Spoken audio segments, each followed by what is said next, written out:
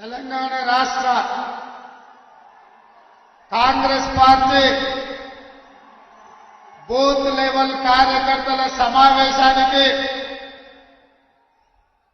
అధ్యక్షత వహించిన శ్రీ మహేష్ గౌడ్ గారు, ఈ కార్యక్రమానికి ముఖ్య అతిథులుగా విచ్చేసిన అఖిల భారత కాంగ్రెస్ పార్టీ అధ్యక్షులు, మన పక్కనే మన పాత హైదరాబాద్ ఉమ్మడి రాష్ట్ర ముద్దుబిడ్డ,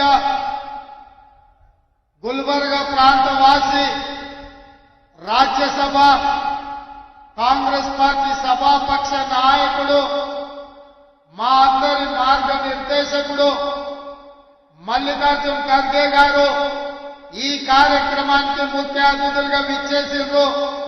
మీరందరూ వారికి పెద్ద ఎత్తున చప్పట్లతో స్వాగతం పలకాల్సిందిగా మీకు అందరికీ విజ్ఞప్తి చేస్తున్నా.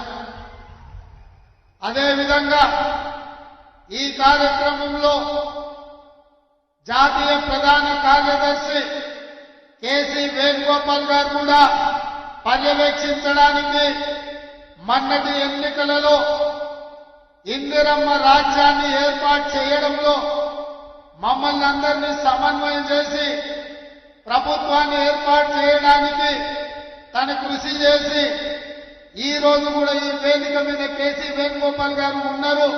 వారికి కూడా మీ అందరి తరఫున నేను స్వాగతం పలుకుతున్నాను. మన రాష్ట్ర ఇన్ఛార్జ్ దీపాదాస్ మున్షి గారు నిన్న మొన్న విదేశీ పర్యటనలో ఉండి ఈ కార్యక్రమాలను పర్యవేక్షించడానికి నాకు కొంత సమయం దొరకకపోయినా ఈనాడు ఇంత పెద్ద ఎత్తున ఎల్బీ స్టేడియంలో కార్యకర్తల కాంగ్రెస్ పార్టీ కుటుంబ సభ్యుల సమక్షంలో ఎంత గొప్ప కార్యక్రమాన్ని ఏర్పాటు చేసి విజయవంతం చేసినందుకు దీపాదాస్ మున్షి గారికి కూడా మీ అందరి తరఫున వారికి కృతజ్ఞతలు తెలియజేస్తున్నా. అదేవిధంగా కాంగ్రెస్ పార్టీ కార్యనిర్వాహక అధ్యక్షులు, ఉపాధ్యక్షులు, జాతీయ కార్యదర్శులు, సిడబ్ల్యూసి సభ్యులు, రాష్ట్ర మంత్రివర్గ మిత్రులు, శాసన సభ్యులు, జిల్లా పార్టీ అధ్యక్షులు, మండల పార్టీ అధ్యక్షులు, గ్రామ కమిటీ అధ్యక్షులు, ప్రాణ సమానులైన బూత్ స్థాయిలో మొన్నటి ఎన్నికల్లో గెలిపించిన కాంగ్రెస్ పార్టీ సైనికులైన మీకందరికీ మనస్ఫూర్తిగా ధన్యవాదాలు, కృతజ్ఞతలు తెలుపుతున్న మిత్రులారా, ఇవాళ పెద్దలు మల్లికార్జున్ ఖర్గే గారు రేవంత్ రెడ్డి తెలంగాణ ముఖ్యమంత్రి అని ఈ వేదిక మీద పిలిచినప్పుడు ఈ కష్టం, ఈ శ్రమ, ఈ పదవి, ఈ హోదా మీ రక్తాన్ని చెమటగా మార్చి మీరు కఠోరమైన దీక్ష చేసి వీరోచితమైన పోరాటం చేయడం వల్లనే ఈ తెలంగాణ గడ్డ మీద కాంగ్రెస్ పార్టీ జెండా ఎగరేయడం వల్లనే మీరేమంతన్న ఈ రోజు ఇక్కడ నిలబడి తెలంగాణ రాష్ట్ర ముఖ్యమంత్రిగా ఈ రోజు గౌరవించబడుతున్నాడంటే మీ అందరి అభిమానం మీరు గుండెల్లో పెట్టి చూసుకొని మీ భుజాల మీద మోసింది కాబట్టి ఈ రోజు ఇంత గొప్ప గౌరవం దక్కింది. మిత్రులారా, ఇవాళ మీకు ఒక మాట గుర్తు చేయదలుచుకున్నా. మన నాయకుడు శ్రీ రాహుల్ గాంధీ గారు కన్యాకుమారి నుంచి కశ్మీర్ వరకు మండు టెండల్లో, మంచు కొండల్లో 150 రోజులు 4000 కిలోమీటర్లు అలు పెరగకుండా ఎంత కష్టం వచ్చినా, తుఫాను వచ్చినా, ఎవరు అడ్డం వచ్చినా ఆగకుండా కన్యాకుమారిలో మొదలుపెట్టిన పాదయాత్ర కశ్మీర్ వరకు కొనసాగించి ప్రపంచం దృష్టిని ఆకర్షించిండు. వారు పాదయాత్ర మొదలుపెట్టిన తర్వాత మొదటి విజయం కర్ణాటకలో కాంగ్రెస్ పార్టీ జెండా ఎగరేసినాం. రెండవ విజయం హిమాచల్ ప్రదేశ్ లో కాంగ్రెస్ పార్టీ జెండా ఎగరేసినాం. మూడవ విజయం తెలంగాణ రాష్ట్రంలో ఈ గడ్డ మీద వారు పాదయాత్ర చేసిన సందర్భంగా మీరందరూ కష్టపడి విజయవంతం చేస్తే రాహుల్ గాంధీ గారి భారత్ జోడో యాత్ర ఈ రోజు తెలంగాణ రాష్ట్రంలో కాంగ్రెస్ పార్టీ ప్రభుత్వాన్ని ఏర్పాటు చేసింది. మిత్రులారా, ఇయ్యాల నేను మిమ్మల్ని అడుగుతున్నా, వాళ్ళ తాతలు ముత్తాతలు వజ్రాల వ్యాపారం చేసింది. వజ్ర వైదూర్యాలతో వేలాది కోట్ల రూపాయలతో ప్రపంచంలోని ఆగర్భ శ్రీమంతులుగా ఉన్న మోతీలాల్ నెహ్రూ, పండిత్ జవహర్లాల్ నెహ్రూ గారు ఈ దేశ ప్రజల కోసం స్వేచ్ఛనివ్వాలి, ఈ దేశ ప్రజలు స్వతంత్రాన్ని అనుభవించాలి, ఈ దేశ ప్రజలు తెల్లదొరల బానిసత్వం నుంచి విముక్తి కలిగి ఈ దేశంలో రాజులై ఎదగాలి అని వాళ్ళ ఆస్తులను పణంగా పెట్టిండ్రు. సంవత్సరాల కొద్ది జైల్లో మగ్గిండ్రు. ఆ కాంగ్రెస్ పార్టీకి నాయకత్వం వహించి భారతదేశానికి స్వతంత్రాన్ని ఇప్పించి ఈ దేశంలోనే త్యాగం అంటే వాళ్ళ కుటుంబం అని నిరూపించింది.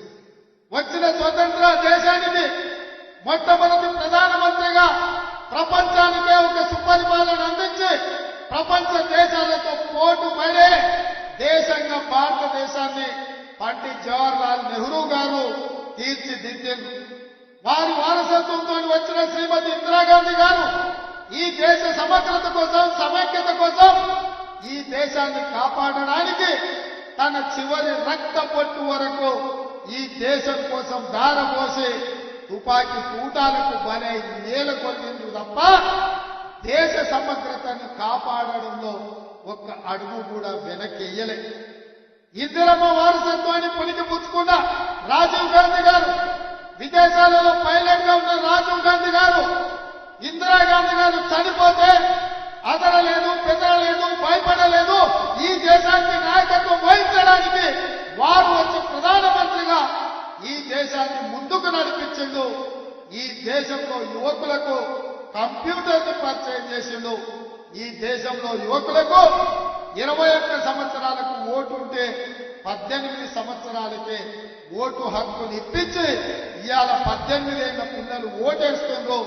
ఈ దేశంలో ముఖ్యమంత్రులను, ప్రధానమంత్రులను ఎన్నుకుంటుండ్రు అంటే అది రాజీవ్ గాంధీ గారి గొప్పతనం, వారి త్యాగం ఉన్నది.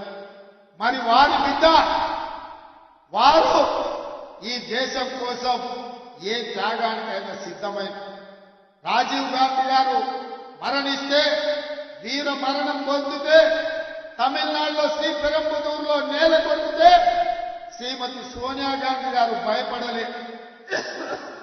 ఇద్దరి పిల్లల్ని సంకలో పెట్టుకొని 100 కోట్లు ఆనాడు ఉన్న జనాభాను ఈ దేశం అనాథ కాకూడదు, ఈ దేశం బలమైన నాయకత్వం ఉండాలి, నా దుఃఖం దిగబెట్టుకుంటాను, ఈ దేశ ప్రజల కోసం త్యాగం చేస్తానని శ్రీమతి సోనియా గాంధీ గారు ముందుకొచ్చి కాంగ్రెస్ పార్టీకి ఈ దేశానికి నాయకత్వం వహించి తిరిగి మళ్ళీ కాంగ్రెస్ పార్టీ అధికారంలోకి తీసుకొచ్చింది.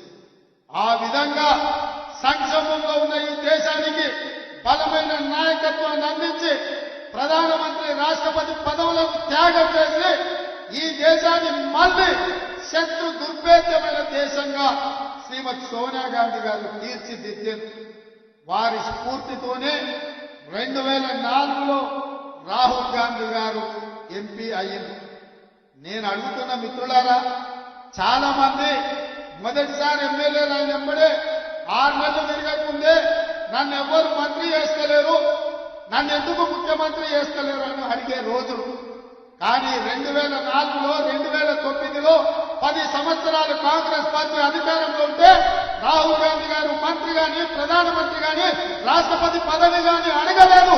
పదవులు త్యాగం చేసి ప్రజలలో ఉండి ప్రజల తరఫున కొట్లాడి మేధావి అయిన మన్మోహన్ సింగ్ ను ప్రధానమంత్రిని చేసిండ్రు, ప్రణబ్ ముఖర్జీని రాష్ట్రపతిని చేసిండ్రు.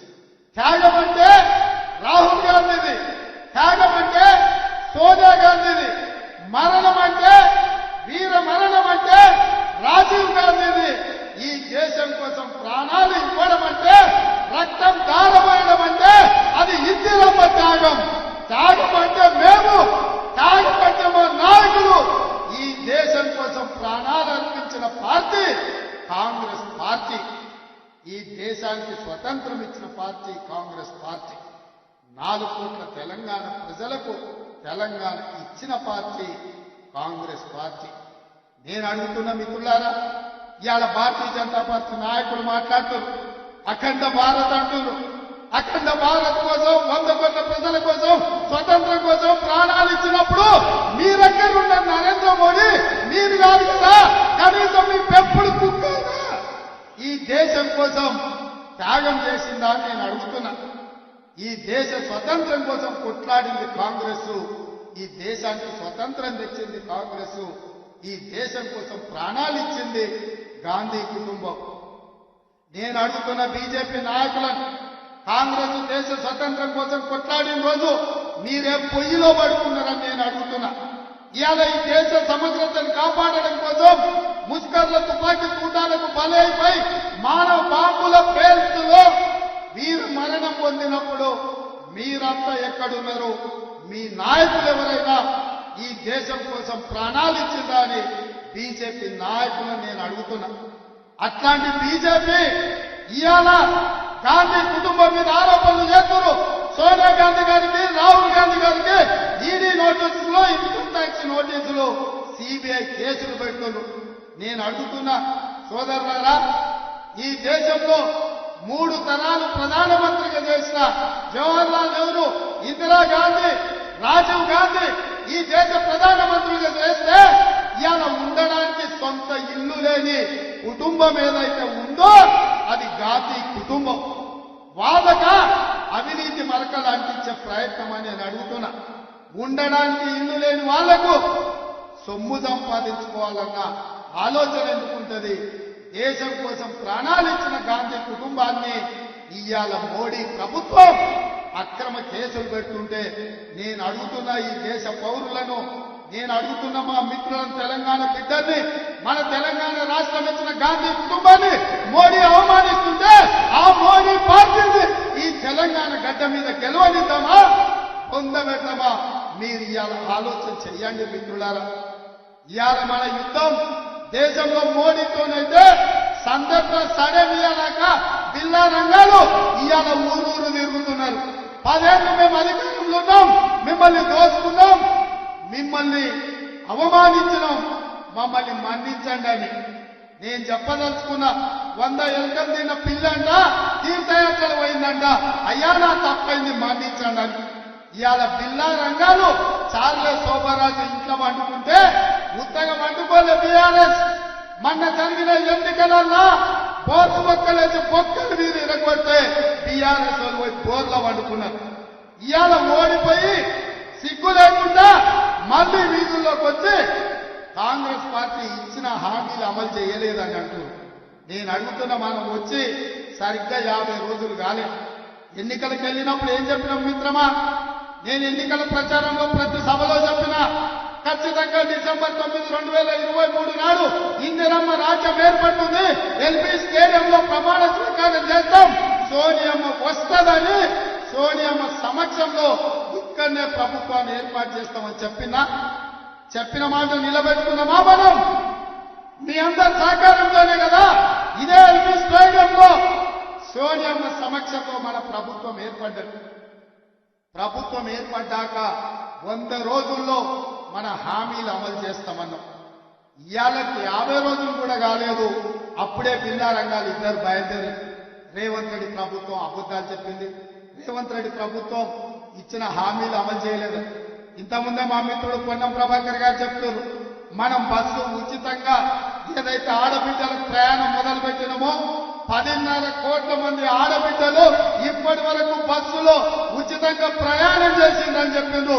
మీరందరూ ఆడబిడ్డలకు తెలంగాణ నలుమూలల ఉచిత బస్సు ప్రయాణ సౌకర్యాన్ని ఏర్పాటు చేసినందుకు సోనియమ్మకు కృతజ్ఞత చెప్పుకోవాల్సిన అవసరం ఉంది.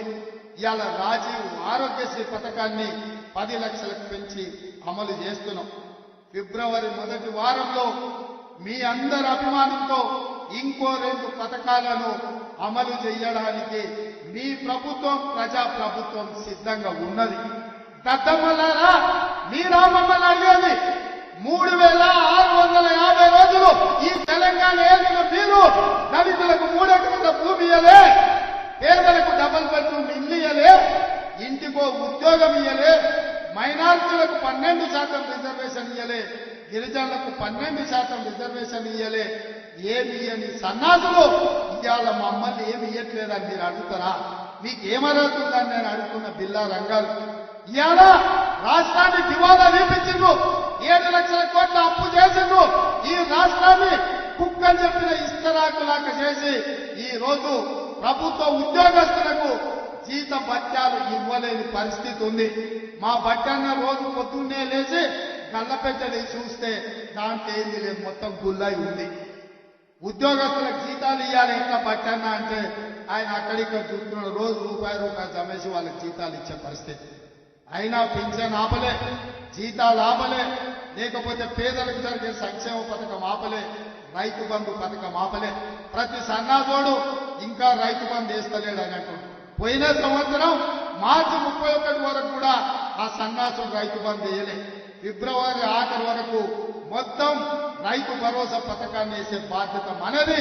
మీ అభిమానంతో ఫిబ్రవరి నెలాఖరు వరకు ఈ తెలంగాణ రాష్ట్రంలో ఉన్న 63 లక్షల రైతు కుటుంబాలకు మీ ద్వారా మాట ఇస్తున్నా. ఫిబ్రవరి ఆఖరి వరకు రైతు భరోసా ద్వారా మీ ఖాతాలలో నగదు బదిలీ చేసే బాధ్యత కాంగ్రెస్ పార్టీ తీసుకుంటుంది. నేను ఇదే చెప్పదలుచుకున్నా. మిత్రులారా, ఒకవైపు సంక్షేమం, ఇంకొక వైపు అభివృద్ధి, మూడవ వైపు కేసీఆర్ చేసిన విధ్వంసాన్ని ఇవాళ మనం అంతా కూడా సరిదిద్దాలి. అక్కడక్కడ రేవంత్ రెడ్డి మేస్త్రి అంటారు. అవును బిడ్డ, నేను మేస్త్రిని. మీరు విధ్వంసం చేసిన తెలంగాణను పునర్నిర్మించే మేస్త్రిని. మీరు నిరుద్యోగ యువకుల జీవితాలతో చెలగాట మాడింది కదా, అందుకే 30 లక్షల మంది తెలంగాణ నిరుద్యోగ యువకుల భవిష్యత్తును తీర్చిదిద్దే మేస్త్రిని తెలంగాణ పబ్లిక్ సర్వీస్ కమిషన్ కి ఇవాళ చైర్మన్లను, సభ్యులను గవర్నర్ గారు అనుమతించారు.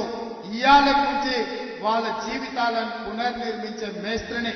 ఇదే కాదు బిడ్డ, కాసుకో, మిమ్మల్ని 100 మీటర్ల గోతి నుంచి పాతి పెట్టి మీకు గోరీ కట్టే మేస్త్రిని, మిమ్మల్ని గోరీ కట్టే మేస్త్రిని నేనే బిడ్డ.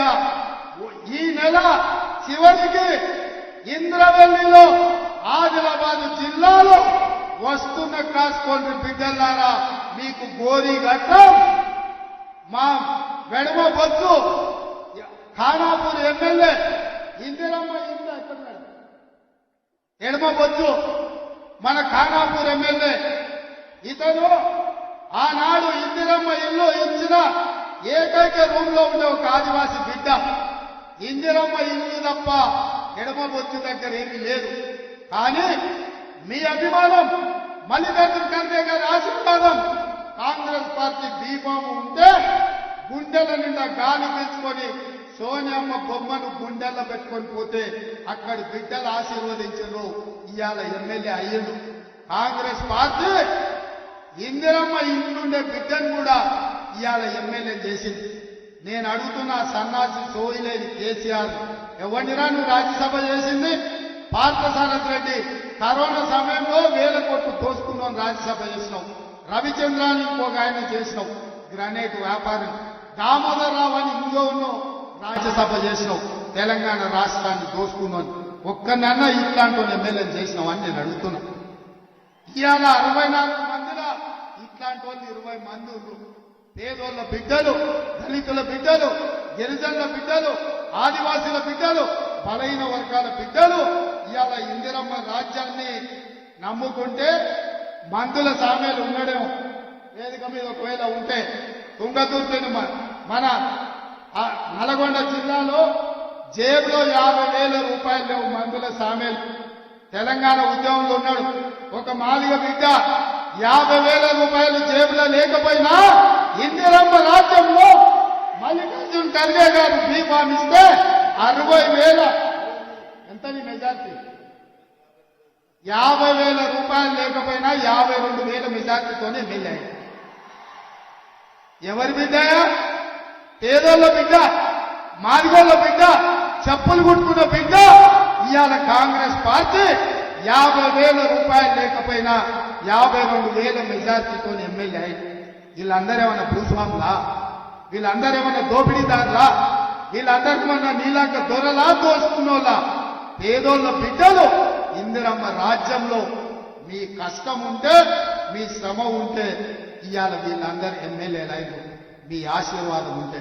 మరి మిత్రులారా, నేను అడుగుతున్నా, ఇంత కష్టం చేసి ఇట్లాంటి పేదోళ్ళని మీరు ఎమ్మెల్యేలు చేసి, మరి నేను అడుగుతున్నా, నల్లమల్ల అడవులల్లా మారుమూల గ్రామంలో ఉండే ఒక రైతు బిడ్డను మల్లికార్జున ఖర్గే గారు సోనియమ్మ ఆశీర్వదించే రైతు కుటుంబంలో వచ్చిన నేను ఒక సామాన్యమైన కుటుంబం. మా కుటుంబంలో ఎవరు ఎమ్మెల్యేలు, ఎంపీలు, మంత్రులు లేరు. కానీ 16 సంవత్సరాలలో తెలంగాణ రాష్ట్రానికి ముఖ్యమంత్రి అయినా ఇది కాంగ్రెస్ పార్టీ దయ. కాంగ్రెస్ పార్టీ అండగా నిలబడితే వ్యవసాయ కుటుంబం నుంచి వచ్చిన నేను కూడా ముఖ్యమంత్రి కాగలిగిన. కాంగ్రెస్ పార్టీలా ఎవరైనా ఏదైనా కావచ్చు. మల్లికార్జున ఖర్గే గారి గురించి ఒక మాట చెప్పాలి. ఆనాడు రజాకర్ల దాడిలో చిన్న వయసులో తల్లి చనిపోతే తండ్రి కొడుకును భుజం మీద వేసుకొని పక్క ఊరికి పోయి ప్రాణాలు కాపాడుకొని కష్టపడి చదివిస్తే గ్రామ కమిటీ అధ్యక్షుడి నుంచి మండల స్థాయి నుంచి జాతీయ కాంగ్రెస్ పార్టీ అధ్యక్షుడైండు, 9 సార్లు ఎమ్మెల్యే అయిండు, 2 సార్లు ఎంపీ అయిండు, ఒక్కసారి రాజ్యసభ సభ్యుడైండు. 56 ఏళ్ల నుంచి మొదటిసారి ఎమ్మెల్యే అయితే 50 ఏళ్ల వరకు ఒక్కరోజు కూడా ఓడిపోకుండా గెలిచిండు. ఇవాళ కాంగ్రెస్ పార్టీకి అధ్యక్షుడైన నిలువెత్తు 6 అడుగుల ఆజానుభావుడు ఇవాళ కాంగ్రెస్ పార్టీకి ఒక దళితుల బిడ్డ మనకు నాయకుడైండు. ఎందుకైంది? ఇవాళ కాంగ్రెస్ పార్టీ వల్ల అయిందో, ఇందిరమ్మ దయ వల్ల అయిందో, సోనియమ్మ మద్దతు వల్ల అయిందో. ఇది కాంగ్రెస్ పార్టీ అంటే. కానీ ఆ కేసీఆర్ పక్కన చూడుంది, ఆ పక్కోడు ఈ పక్కోడు, జేబులు కొట్టేటోడు, చైన్లు ఎత్తుకపోయేటోడు, భూములు దొంగతనం చేసేటోడు, sand land wine mine mafia వాళ్ళు వాళ్ళ పక్కనుండ్రు, దళితులు గిరిజనులు పేదోళ్ళు మన పక్కలు. ఎన్ఎస్యుఐ అధ్యక్షుడు వెంకట ఎమ్మెల్సీ, మాజీ ఎన్ఎస్యుఐ అధ్యక్షుడు మహేష్ గౌడ్ ఎమ్మెల్సీ, అంతకంటే ముందు మాజీ ఎన్ఎస్యుఐ అధ్యక్షుడు పొన్నం ప్రభాకర్ ఇవాళ ఎమ్మెల్యే మంత్రి అయిండు, ఎంపీ ఫోరంలో కన్వీనర్ అయ్యి. మన విద్యార్థి నాయకులు ఇంతమంది ఇవాళ ఇన్ని హోదాలు వచ్చినాయి. ఎందుకు వచ్చినాయంటే కష్టపడితే వచ్చినాయి, కాంగ్రెస్ పార్టీ జెండా మోస్తూ వచ్చినాయి, మీరందరూ అభిమానించి ఆదరిస్తే వచ్చినాయి. అందుకే మిత్రులారా, ఇవన్నీ నేను ఎందుకు గుర్తు చేస్తున్నా అంటే రాబోయే పార్లమెంట్ ఎన్నికలు అత్యంత కీలకం. దేశం కోసం ప్రాణాలు ఇచ్చి ఈ దేశం కోసం పదవులు త్యాగం చేసిన మన మణిపూర్లో ఈ భారత్ జోడో న్యాయ యాత్ర మొదలుపెట్టిండు. మణిపూర్ నుంచి మహారాష్ట్ర వరకు వారు పాదయాత్ర చేస్తుంటే ఓర్వలేని ప్రభుత్వం అస్సాంలో వారికి అడ్డంకులు కల్పిస్తుండ్రు. ఇవాళ మోడీకైనా కేడీకైనా గుణపాఠం చెప్పాలి. రాహుల్ గాంధీ గారిని ఈ దేశానికి ప్రధానమంత్రిని చెయ్యడానికి మీరు సిద్ధమా? రాహుల్ గాంధీ గారిని ప్రధానమంత్రి చేయడానికి మీరు సిద్ధమా?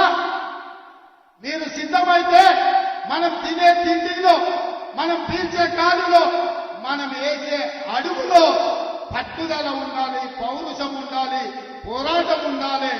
రాబోయే ఎన్నికలలో 3 రంగుల జెండాను ఎగరేయాలి.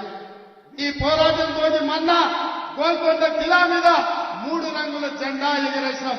ఇవాళ నుంచి రాబోయే పార్లమెంట్ ఎన్నికల వరకు మనం కష్టపడాలి. తెలంగాణ రాష్ట్రంలో 17 పార్లమెంట్ ఉంటే కనీసం 14 సీట్లైనా ఈ తెలంగాణ రాష్ట్రం నుంచి గెలిపించాలి. అప్పుడే ఢిల్లీలో ఎర్రకోట మీద 3 జెండా ఎగరేస్తాం. దానికి మనమందరం కష్టపడాలి. మనం కష్టపడాలి అంటే మనమందరం కలిసి పని చేయాలి. ఇంతకుముందు కేజీ వేణుగోపాల్ గారు అంటున్నారు, ప్రభుత్వం వచ్చినాక కార్యకర్తలు ఎందుకో చల్లగున్నారా, ఇంట్లో వండుకుంటూరు, ఏంది నీ సంగతి అంటే నిన్నమననే కదా గెలిచారు, ఉత్సాహంతో దుక్కులాడి అలసిపోయి ఉన్నట్టున్నారు. అంటే అదేం కుదరదు, నువ్వు వెళ్లాల్సిందే. ముఖ్యమంత్రిగా ఒక రోజు రాష్ట్రాన్ని నడుపు, పిసిసి అధ్యక్షుడిగా ఇంకొక రోజు గ్రామాలు తిరగని వారు నాకు ఆదేశాలు ఇచ్చింది. వారి ఆదేశమే శిరోధార్యం. వారి ఆదేశాలను తీసుకొని బయలుదేరుతున్నా. ప్రతి వారంలో రోజు ఇచ్చి రోజు మీ జిల్లా పర్యటనలు వస్తా, 17 పార్లమెంట్లలో సమావేశాలు పెడతా, వారంలో 3 రోజులు మళ్ళీ మీ రేవంత్ అన్నగా మీ మధ్యకు వస్తా, మీతో ఉంటా, మీతో కలిసి నిలబడతా, మీతో కలిసి కొట్లాడతా. బిల్లా రంగాలను తెలంగాణ సరిహద్దులు దాటే వరకు తరిమి కొట్టడానికి నేను వస్తా. మొన్నటి ఎన్నికల్లో ఓడించినాం, ఈ ఎన్నికల్లో తెలంగాణ సరిహద్దులు దాటే వరకు తరుముతాం. ఈ కార్యక్రమాన్ని వచ్చే వారం నుంచి ఇంద్రవల్లిలో మొదలుపెట్టి వేదిక మీద ఉన్న నాయకులందరికీ ఆదేశాలు ఇస్తున్నా. కిందున్న కార్యకర్తలందరికీ సవినయంగా విజ్ఞప్తి చేస్తున్నా. మన పోరాటంలో ఇప్పుడు ఇంటర్వెల్ మాత్రమే, అసలు సినిమా ముందుంది. ఇంటర్వెల్ అయిపోయింది. ఇంద్రవల్లి నుంచి ఇంటర్వెల్ తర్వాత మళ్ళీ కథ మొదలవుతుంది. ఎవరేందో తేలుద్దాం. బిల్లా రంగాలు చాలా మాట్లాడుతుండ్రు. చార్లెస్ శోభరాజు మాత్రం దుప్పటి కప్పుకొని గోర్ల బొక్కల వండిటు.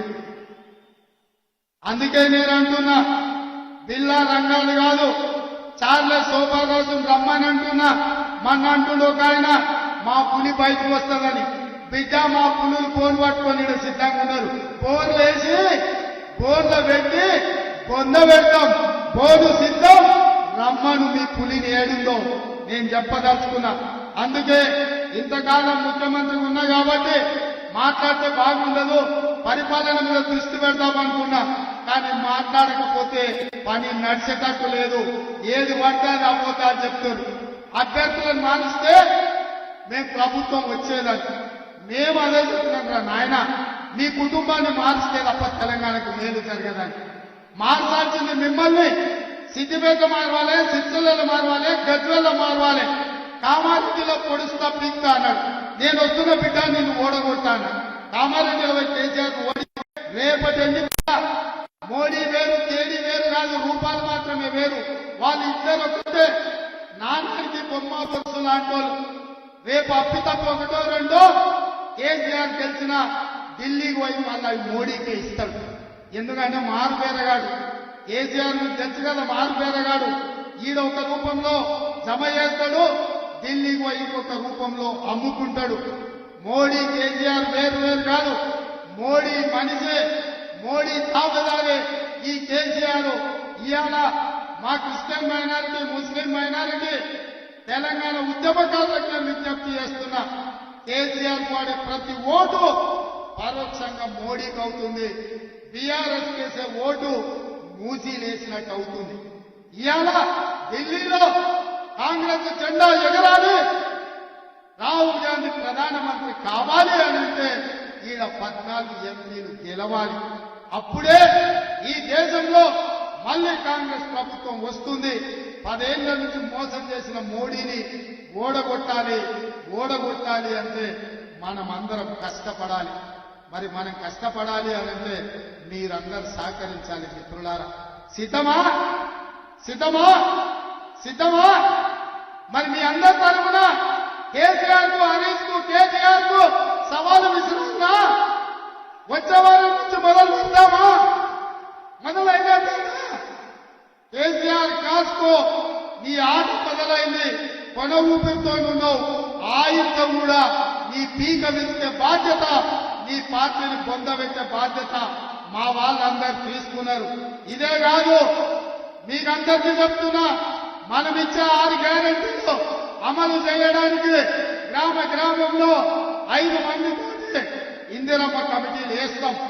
ఇందిరమ్మ కమిటీలలో మీరు ఉంటారు. ఎవరైతే మన పార్టీకి ఈ రాష్ట్రంలో అండగా నిలబడతారో సంక్షేమ పథకాలు వాళ్ళకు చేర్చాల్సిన బాధ్యత మీదే. అందుకే ఇంత ఓపిక ఈ రోజు వచ్చి ఇక్కడ కూర్చొని ఈ సభను విజయవంతం చేసిన మీకందరికీ మనస్ఫూర్తిగా ధన్యవాదాలు తెలియజేస్తూ సెలవు తీసుకుంటున్నా. జై కాంగ్రెస్, జై కాంగ్రెస్, జై సోనియమ్మ. ధన్యవాదాలు మిత్రులారా.